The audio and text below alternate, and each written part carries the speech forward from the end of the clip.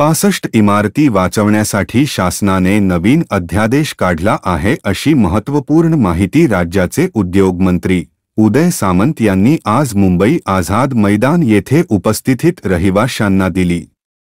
शासन कोणत्याही परिस्थिती रहिवाशांना बेघर होऊ देणार नाही असेही सामंत यांनी यावेळी आश्वासन दिले। दरम्यान आज डोंबिवलीमधील 65 बनावट रेरा कागदपत्रांद्वारे उभारलेल्या अनाधिकृत इमारतीमधील फसलेल्या शेकडो रहिवाशांनी आझाद मैदानावर धरणे आंदोलन केले। यावेळी मुख्यमंत्री यांनी दिलेले आश्वासन पाळावे असे दर्शवणारे फलक देखील झळकावण्यात आले। आझाद मैदानावर जमलेले 65 बिल्डिंगमधील सर्व आमचे बांधव भगिनी ज्या कारणासाठी तुम्ही इथे आझाद मैदानात आलाय, पुन्हा तुम्हाला आझाद मैदानात यावं लागू नये हा तोडगा काढण्यासाठी मैदानावर तुम्हाला यावं लागणार नाही किंवा पुन्हा तुम्हाला आंदोलन करावं लागणार नाही हा 100% प्रयत्न महायुतीचं सरकार म्हणून आमच्याकडे केला जाईल हा शब्द मी आमच्याला देतो। कारण घराचं स्वप्न काय असतं हे माझ्यासारख्या कार्यकर्त्याला देखील माहिती आहे। घर मिळवण्यासाठी घर बांधण्यासाठी कशा पद्धतीने प्रयत्न केला जातो हे देखील आम्ही समजणारे कार्यकर्ते। आम्ही देखील सर्वसामान्य कुटुंबातून मोठे होऊनच आज या पदापर्यंत पोहोचलेलो आहोत आणि म्हणून सुरुवातीला मी सांगितलं मी जे आलोय ते 65 इमारतीतलाच नागरिक आहे असं समजा, म्हणून इथं आलोय 65 बिल्डिंग वाचल्याच पाहिजे। वाचू नये असं कोण म्हणतं, आम्ही पण वाचल्याच पाहिजे म्हणतात। सगळी मंडळी इथं आहे।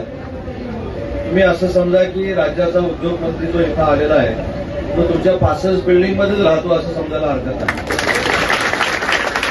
त्याच्यामुळं 65 बिल्डिंग मधल्या नागरिकांची जी समस्या आहे तीच माझी समस्या। मी आताच राज्याचे अतिरिक्त मुख्य सचिव असीम गुप्ता साहेबांशी देखील फोनवरून बोललो।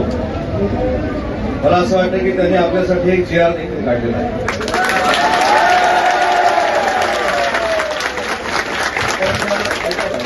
त्या GRचा आपण व्यवस्थितरित्या अभ्यास करणं गरजेचं आहे। जर आपलं घर आपल्याला मालकी हक्काला देण्याचा निर्णय शासन GRच्या रूपानं करतंय आणि त्याच्यासाठी काही टेक्निकली बाबी जर आपल्याला करायला लागणार असतील तर ती माझ्यापेक्षा तुमच्या सगळ्यांची जबाबदारी आहे। त्या टेक्निकली बाबी आपण पूर्ण केल्या पाहिजे। डोंबिवलीची माझी भोली बाबळी माणसं आपल्या लढ्यासाठी आज मुंबईपर्यंत पोहोचलेली आहे।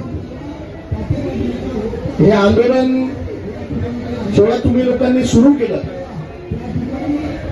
या आंदोलनाची पार्श्वभूमी आपल्याला सगळ्यांना सांगायला नको, परंतु ज्या माझ्या डोंबिवलीकरांनी गरीब सर्वसामान्य परिवारातल्या लोकांनी आपल्या आयुष्यभराच्या कमाईतून पहिलं घर त्यांनी विकत घेण्याचा प्रयत्न केला आणि पहिलं घर घेत असताना त्यांची रेराच्या माध्यमातून असेल किंवा इतर लोकांच्या माध्यमातून असेल या माझ्या सर्वसामान्य नागरिकांची जी फसवणूक झाली आहे आणि त्या फसवणुकीच्या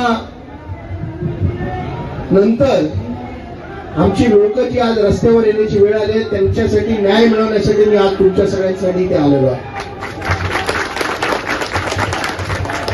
आमची लढाई कुठली राजकीय नाही। मी आज इथे राजकीय पक्षाचे जोडे बाहेर ठेवून आलोय। मी एक सर्वसामान्य डोंबिवलीकर म्हणून तुमच्यासाठी आलोय।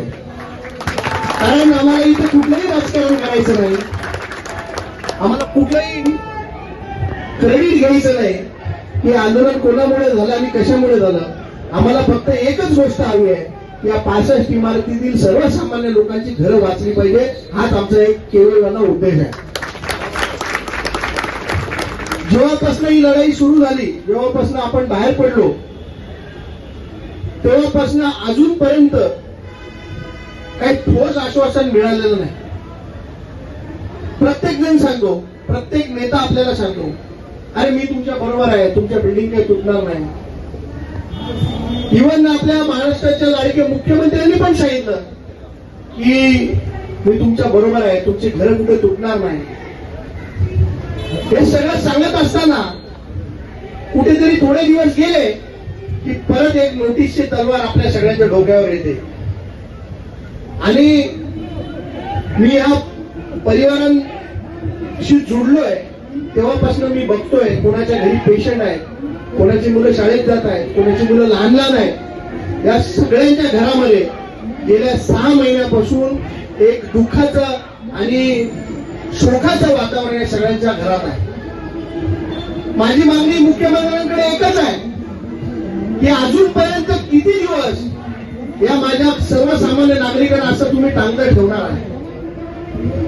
एकदाच आम्हाला न्याय द्या, नाही तर आम्हाला सगळ्यांना रस्त्यात उभे करा आणि सगळ्यांना गोळ्या घाला, आम्हाला सगळ्यांना मरू दे.